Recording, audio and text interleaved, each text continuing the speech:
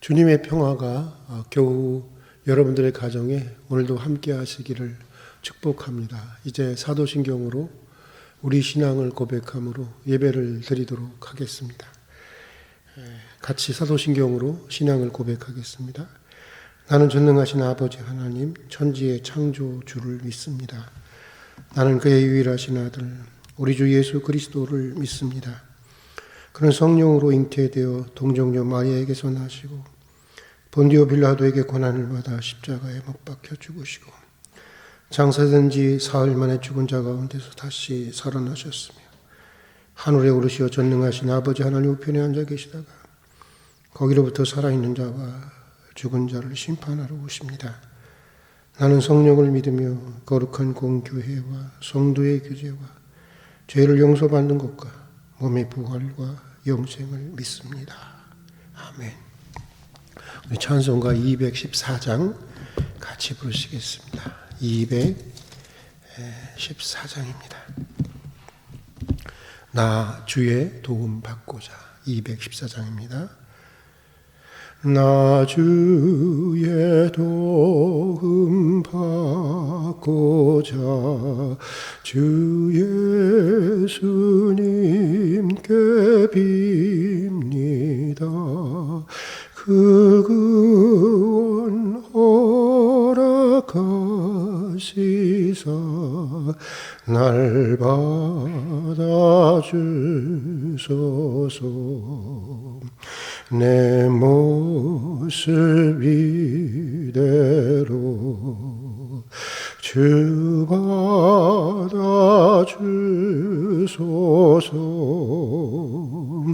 날 위해 돌아가신 주 날 받아주소서. 큰 죄에 빠져 영줄 날 위해 피 흘려 쓰니 주 영상대로 빚으사 날 받아주소서. 내 모습 이대로 주 받아주소서. 날 위해 돌아가신 주 날 받아주소서.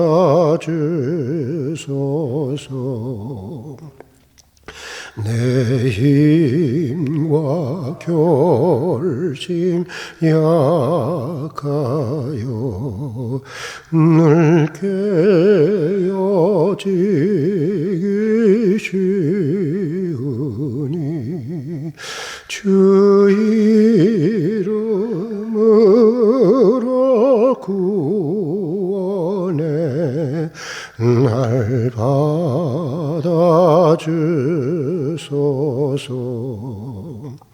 내 모습 이대로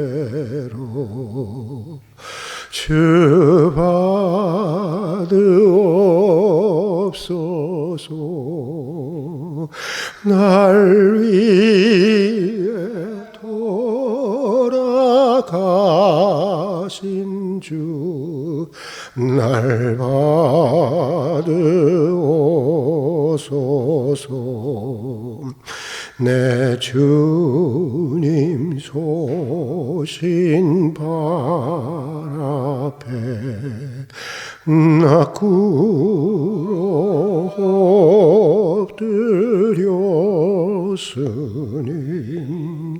그 크신 역사 이루게 날 받아주소서. 내 모습 이대로 주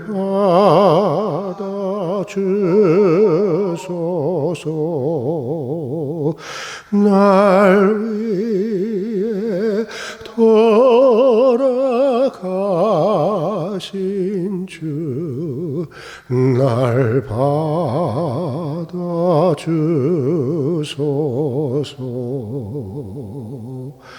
아멘.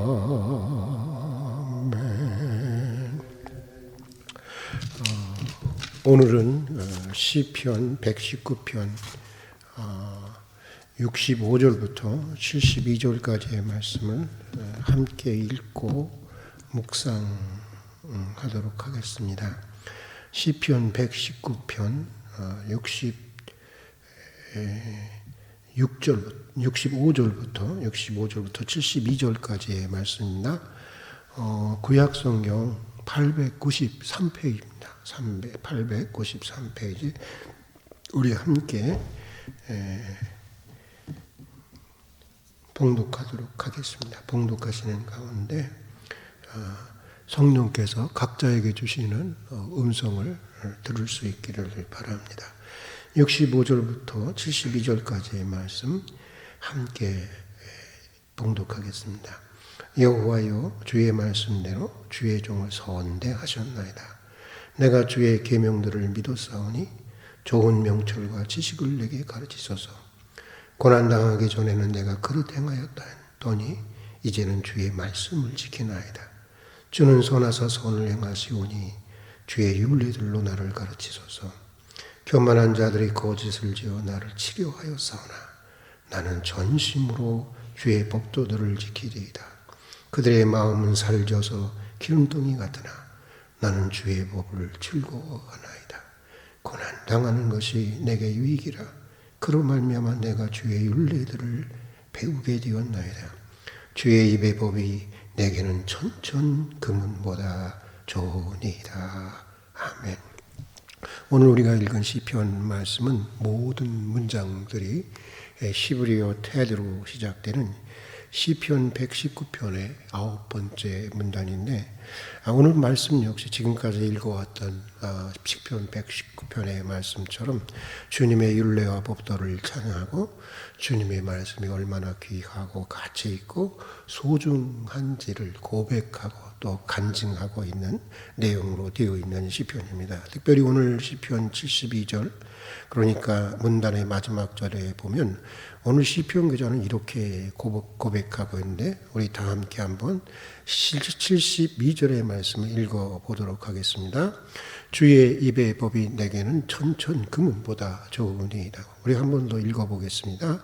주의 입의 법이 내게는 천천 금은보다 좋으니이다. 여러분은 어떻습니까? 정말 주님의 말씀이 천천 금은보다 귀하고 또 가치 있고 좋습니까? 아시는 대로 사람들은 다 금을 좋아합니다. 은을 좋아합니다. 돈을 좋아합니다.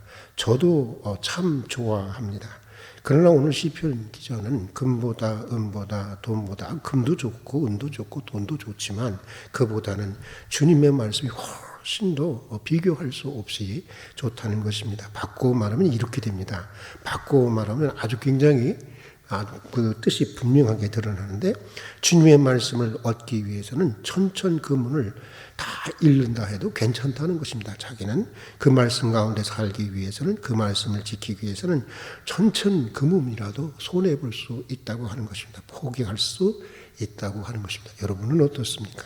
주님의 말씀이 오늘 시편 기자는 내게는 그만큼 소중하다고 하는 것입니다.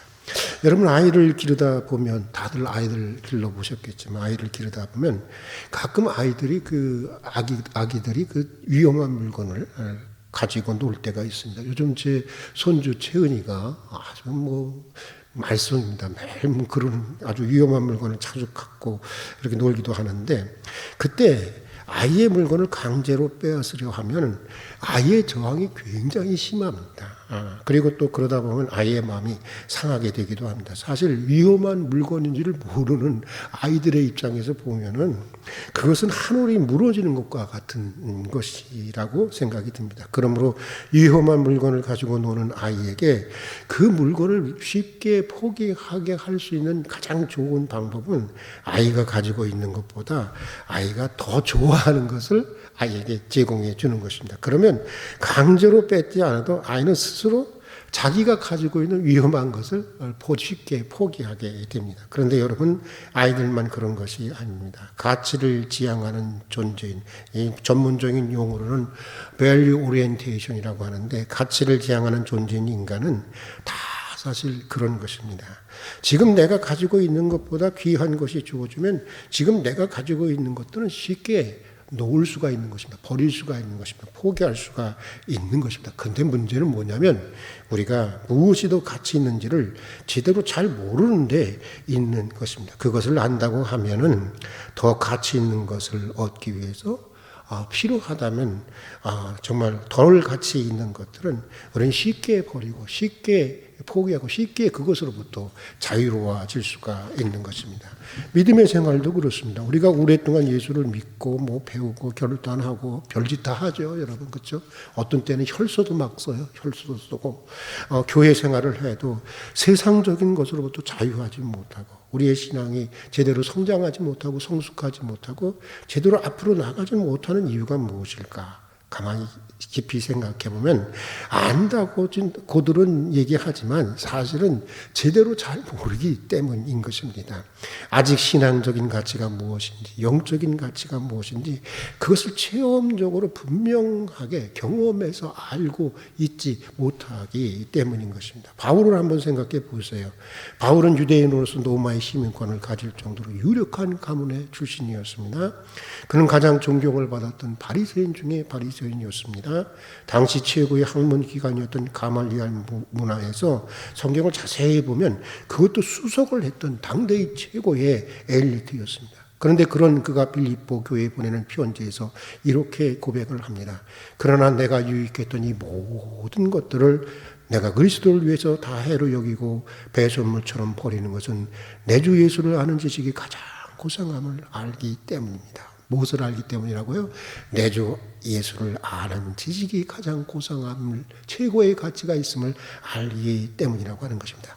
그리스도 안에 있는 최고의 가치를 분명하게 경험하고 나니까, 체험하고 나니까, 그래서 그 가치를 제대로 알고 나니까 이전에는 그렇게 자랑을 했고 정말 자기 일생을 걸고 그렇게 가지려고 했던 그 모든 것들을 이제는 그리스도라는 최상의 가치를 지키기 위해서라면, 그렇게 하기 위해서라면 그런 것들이 다 필요 없다는 얘기가 아니라 내가 그리스도라는 최상의 가치를 지키기 위해서라면 필요하다면 언제든 배설물처럼 여길 수 있다고 하는 것입니다. 오히려 그것을 포기하는 것이 그리 대단한 희생이나 손해로 여겨지지 않는다는 것입니다. 오히려 가장 최상의 것을 지키고 소유하는 가장 축복의 길이라고 생각한다고 하는 것입니다. 여러분, 믿는다고 하는 것이 무엇일까요? 믿는다고 하는 것은 바로 이런 것입니다. 믿음이라고 하는 것은 하나님 안에서 인생의 최고의 가치를 발견하고 그것을 소유하고 그것을 누리게 되는 것을 말하는 것이요. 또 그래서 가치 없는 것들로부터 우리 인생이 자유롭게 되는 것, 그것이 바로 믿음인 것입니다. 오늘 시편 기자의 고백도 간증도 그런 것입니다. 믿음 안에서 경험을 하고 보니까 하나님의 말씀이 가장 가치가 있다는 것입니다. 주님의 말씀이 가장 귀하고 가장 소중하다는 것입니다. 천천 금은보다 귀하고 가치 있고 소중하다는 것입니다. 그러므로 그냥 시편 기자는 어떻게든지 하나님의 말씀을 더 많이 깨닫고 더 많이 배우고 더 많이 내 것으로 소유하고 그 말씀을 소중히 지키며 그 최고의 하나님의 말씀의 가치를 더욱 누리고 향유하고 싶다는 것입니다. 그래서 오늘 시편 기자는 총명을 달라고 기도하는 것입니다. 영감을 달라고 기도하는 것입니다. 제발 이제 나를 깨우쳐 주시고 배우게 해달라고 기도하고 있는 것인데, 여러분, 우리가 이렇게 하나님의 말씀을 얻고 깨우치고 또 지키고 그 최고의 가치와 그 은총을 누리기 위해서는 몇 가지 전제되어야 하는 것이 있습니다. 먼저 무엇보다도 먼저 내가 누구인지 자기에 대한 이해가 필요한 것입니다. 자신에 대한 바른 인식이 있어야 하는 것입니다. 자기 이 수준에 대한 객관적인 평가가 있어야 하는 것입니다. 신앙적으로 말하면 우선 내 자신이 내 힘으로는 스스로를 구원할 수 없을 정도의 죄인이라고 하는 것, 타락한 존재라고 하는 것, 부패한 존재라고 하는 것을 알아야 하는 것입니다. 그래서 나는 얼마든지 시험에 빠질 수 있고 나는 시험에 절대로 빠질 수 없어. 웃기는 얘기예요. 여러분, 나는 얼마든지 시험에 빠질 수 있고 나는 얼마든지 유혹에 넘어질 수 있고 나는 남보다 조금만 더 알아도 조금만 더 가져도 얼마든지 교만할 수 있고 또 비록 금지된 것이라도 좋게 보이는 것이 있다면 선을 넘어서라도 언제든지 가지고 싶은 그런 사람이라는 것을 우리는 알아야 하는 것입니다. 성경에 보면 사도 바울은 이것을 분명히 아는 사람이었습니다. 그는 좋은 가문의 배경을 가진 사람이었습니다. 탁월한 학문의 세계를 가지고 있는 분이었습니다. 예수 믿고도 그렇습니다. 그는 누구보다도 헌신된 사도였고 많은 능력을 나타냈고 심지어는 3층 전에 올라가 말할 수 없는 하나님의 계시를 들었던 사람이었습니다. 얼마든지 자신을 높이 평가할 수 있는 사람이었습니다. 그러나 로마서에 보면 이렇게 고백합니다. 자신은 선한 일을 하고 싶으나 실제로는 항상 죄의 유혹에 끌려가는 사람이라고 고백하고 있습니다. 그게 얼마나 현실적인지 그는 이렇게 고백해요. 오호라 나는 곤고한 사람이라 누가 이 사망의 몸에서 나를 구원하겠냐고 아주 절규하고 있는 것을 보게 됩니다. 또 고린도서에 보면 나는 사단의 가시 육체의 질병이 필요한 사람이라는 것입니다. 그렇지 않으면 나는 얼마든지 교만할 수 있고 교만할 수밖에 없는 사람이라는 것입니다. 그러므로 나에게는 가시가 있어야 한다는 것입니다. 그것이 질병이든 고난의 환경이든 이게 나를 확 찔러 주어야 비로소 나는 겸손해질 수 있는 그런 사람이라는 것입니다. 그것이 없으면 나는 교만해지고 내가 가진 모든 은혜를 잃을 수밖에 없는 그런 사람이라고 하는 것입니다. 그렇지 않으면 내가 주님의 말씀 가운데 이 최고인 그리스도의 이 고상한 이 가치를 지킬 수가 없다고 하는 것인데 여러분 우리가 가장 귀한 하나님의 말씀을 얻고 지키고 그 가운데 그 최고의 은총을 누리고 향유하며 살아가기 위해서는 먼저 이런 자기의 평가가 있어야 하는 건데 이런 자기 평가와 자기 진실을 알아야 하는 것. 그래야 하나님께 자신의 이것을 부탁하게 간절히 기도하게 되는 것입니다.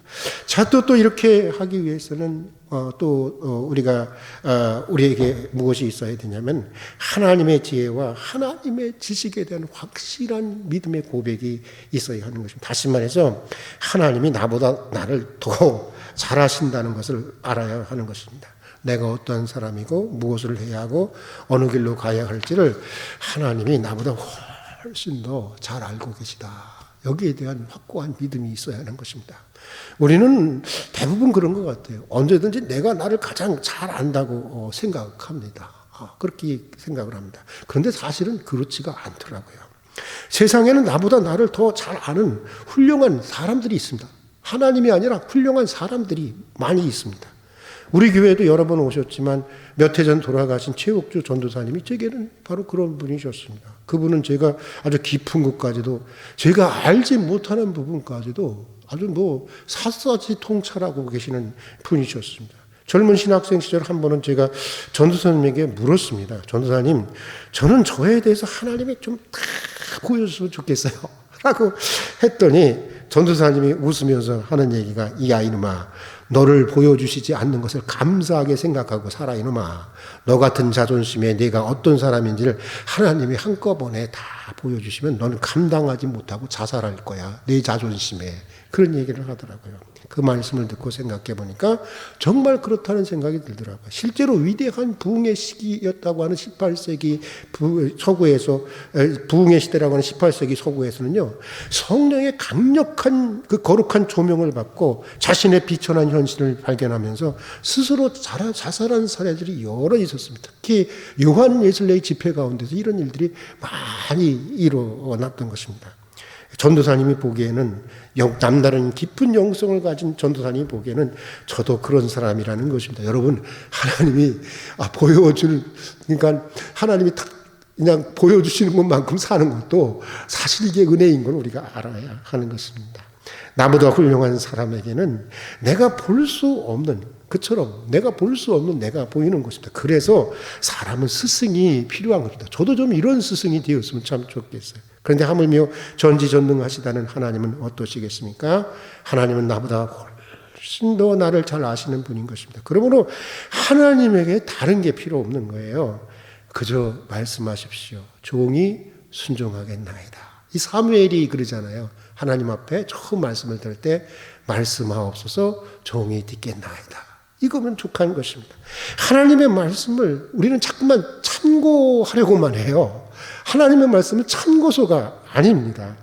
우리의 작은 머리로 계산해보고 이게 내게 이익이 될 거면 따르고 그렇지 않으면 안 따르고 그러지 마십시오. 그냥 따르고 그냥 순종하십시오. 그것이 내게 가장 선하고 가장 유익한 것이기 때문인 것입니다. 하나님은 나보다 나를 훨씬 더 잘 아시는 분입니다. 내가 누구인지, 내가 무엇을 해야 좋을지, 어떤 길로 가야 좋을지 우리는 이것을 인정하고 이것을 기억해야 하는 것입니다. 자, 또 우리는 하나님의 선한 섭리를 믿고 알아야 하는 것입니다. 지금 내 처지, 내 형편, 내 상황, 이것들이 주께서 나를 사랑하시는 그 엄청난 사랑의 계획과 그 놀라운 섭리의 시나리오 속에 있다는 것을 알아야 하는 것입니다. 이게 중요한 거예요. 예. 저희 우리 채은이 손주가 태어났을 때 귀가 이렇게 난청이 있어서 와우 수술을 하고 어떤 때는 왜 그럴까 이런 생각이 들기도 하지만 그러나 우리는 믿음의 눈으로 보려고 합니다.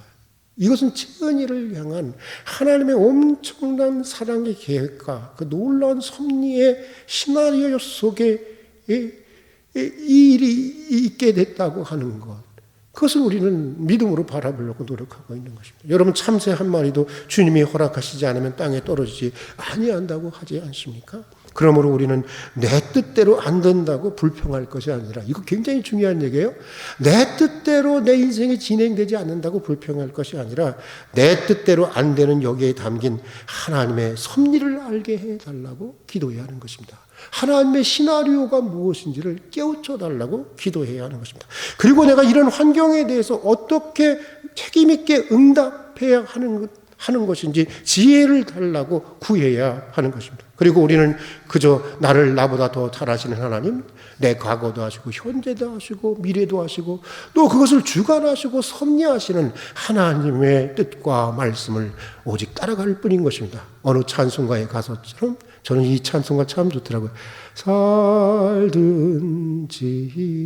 죽든지 뜻대로 하소서. 요즘엔 사실 그런 마음으로 삽니다.